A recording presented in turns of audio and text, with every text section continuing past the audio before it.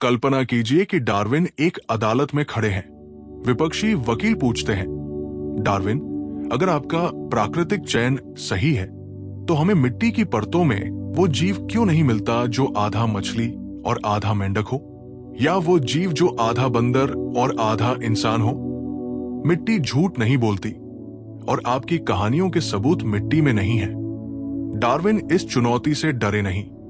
उन्होंने इस अध्याय में तर्क दिया कि दोष उनके सिद्धांत का नहीं बल्कि जीवाश्मों के रिकॉर्ड का है। उन्होंने बताया कि धरती का इतिहास एक ऐसी लाइब्रेरी की तरह है जिसकी अधिकांश अलमारियां जल चुकी हैं और बची हुई किताबों के भी पन्ने फटे हुए हैं। डार्विन ने सबसे पहले पाठकों को यह समझाया कि हम इंसानों के लिए पुराना होने का मतलब क्या है।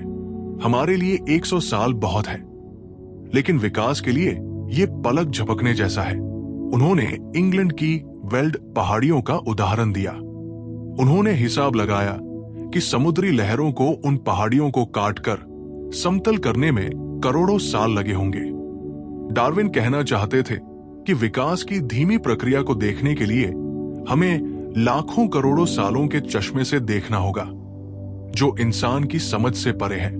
डार्विन ने एक कड़वी सच्चाई बताई, हर मरने वाला जीव पत्थर नहीं बनता। जीवाश्म बनना एक दुर्लभ लॉटरी जीतने जैसा है। यदि कोई जानवर जंगल में मरता है तो चील, कौए और बैक्टीरिया उसे कुछ ही दिनों में खत्म कर देते हैं। जीवाश्म बनने के लिए जीव का कीचड़ या समुद्र की तलहटी में दबना जरूरी है, जहां ऑक्सीजन न पहुंचे। नरम शरीर वाले जीव तो लगभग कभी जीवाश्म बनते ही नहीं। इसलिए रिकॉर्ड में कमी होना स्वाभाविक है। हमें केवल वही दिखता है जो किस्मत से पत्थर बन गया। ये इस अध्याय का सबसे सुंदर हिस्सा है। डार्विन ने पृथ्वी के इतिहास की तुलना एक ऐसी एनसाइक्लोपीडिया से की जिसकी हालत बहुत खराब है। पूरी दुनिया के इतिहास में से केवल एक महाद्वीप जैसे यूरोप का थोड़ा सा हिस्सा ही हमने खोदा है। उस महाद्वीप की भी केवल कुछ ही परतें सुरक्षित है। हर परत में से केवल कुछ ही पन्ने जीवाश्म बचे हैं और हर पन्ने पर केवल कुछ ही लाइनें लिखी है। डार्विन कहते हैं, जब किताब ही फटी हुई है तो आप मुझसे ये उम्मीद कैसे कर सकते हैं कि मैं आपको हर पीढ़ी का सिलसिलेवार इतिहास दिखाऊं। डार्विन ने एक वैज्ञानिक कारण दिया कि बीच की कड़ियां क्यों गायब है। उन्होंने समझाया कि नई प्रजातियां अक्सर तब बनती है जब समुद्र का स्तर गिरता है और द्वीप अलग थलग हो जाते हैं, लेकिन जीवाश्म तब सबसे अच्छे बनते हैं जब समुद्र का स्तर ऊपर उठता है और कीचड़ की नई परतें जमा होती है।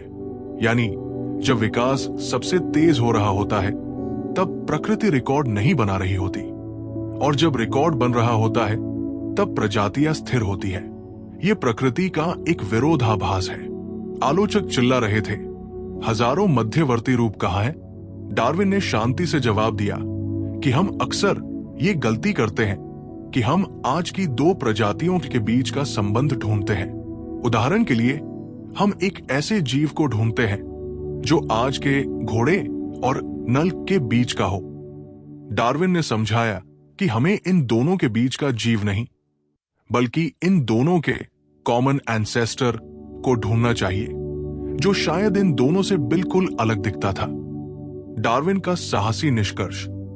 अध्याय के अंत में डार्विन ने अपनी बात को एक ऊंचे स्वर पर खत्म किया। उन्होंने स्वीकार किया कि भूगर्भीय रिकॉर्ड अधूरा है, लेकिन उन्होंने ये भी कहा कि जितना भी रिकॉर्ड हमारे पास है वो विशेष रचना के बजाय क्रमिक विकास का ही समर्थन करता है। उन्होंने पाठकों से कहा कि वे जीवाश्मों की कमी को अपने सिद्धांत की हार न माने, बल्कि इसे पृथ्वी की उथल पुथल भरी प्रकृति का प्रमाण समझें।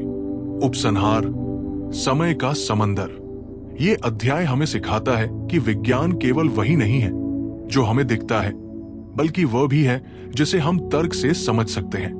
डार्विन ने मिट्टी की खामोशी को अपनी आवाज दी। उन्होंने साबित किया कि भले ही इतिहास के पन्ने फटे हुए हों, लेकिन कहानी साफ है।